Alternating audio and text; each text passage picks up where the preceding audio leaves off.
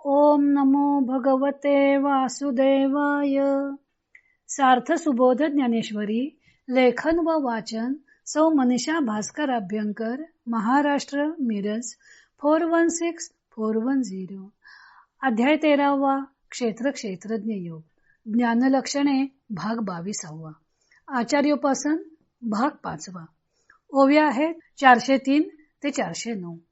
ज्ञानदेव आचार्योपासन कसे करता येते त्याचे दिग्दर्शन करत आहेत. श्री गुरूंना ध्यानाचा विषय करून त्यांच्याशी एकरूपता कोणकोणत्या भावाने प्रस्थापित करता येते ते सांगितल्यावर आता ज्ञानदेव श्री गुरूंची शारीरिक सेवा शिष्य कशी करू शकतो त्याचे दिग्दर्शन करत आहेत. तरी जीवी ऐसे आवांके म्हणे दास्य करीन निके, जैसे गुरु कौतुके माग म्हणती. तर त्याच्या मनात असा विचार असतो की मी गुरुचे असे चांगले दास्य करीन की जेणेकरून गुरु मला प्रेमाने माग म्हणून म्हणतील.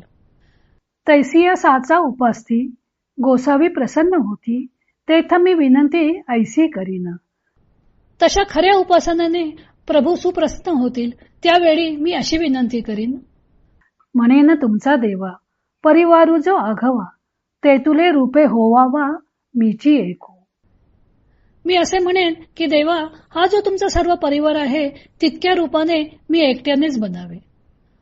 आणि उपकरती आपुली उपकरणे आधी जेतुली, माझी रूपे तेतुली होवावी स्वामी. आणि आपले उपयोगी पडणारी जेवढी उपकरणे म्हणजे पूजेची भांडी वगैरे वस्तू आहेत महाराज, तेवढे सर्व मी व्हावे. ऐसा मागेन वरू तेथ हो म्हणती श्री गुरु, मग तो परिवारू मीची होईन. असा मी श्री गुरुना वर मागेन तेव्हा गुरु हो म्हणतील, मग तो त्यांचा सर्व परिवार मीच होईल. उपकरण ज्यात सकळीक ते मीची होईन एक एक, तेव्हा उपास्तीचे कौतुक देखी जाईल. गुरूंच्या उपयोगी पडणारे जेवढे वस्तुमात्र आहेत त्यापैकी प्रत्येक जेव्हा मी होईन तेव्हा उपासनेचे कौतुक दृष्टीस पडेल. गुरु बहुतांची माये परी एकलवती होऊन ठाये, तैसे करुनी आणवाये कृपेतीये. श्री गुरु हे पुष्कळांची आई आहेत, परंतु ते माझे एकट्याचीच आई होऊन राहतील असे करून म्हणजे अनन्य भावाने त्यांची सेवा करून त्यांच्या कृपेकडून शपथ होईल. ज्ञानदेवाने इथून पुढे 50व्यामध्ये गुरूंची शारीरिक सेवा करताना शिष्याचा भाव कसा असावा त्याचे सुंदर दिग्दर्शन केलेले आहे. ध्यानाच्या निमित्ताने त्यांनी शिष्याचे गुरूंवरील अंतरंग प्रेम कसं असते त्याचे वर्णन केलं. आता ते गुरूंवरील प्रेमाचा शिष्याचा बाह्याविष्कार कसा असतो त्याचे वर्णन करत आहेत. शिष्याच्या मनात गुरूंचं चांगलं दास्य करण्याची प्रबळ इच्छा असते.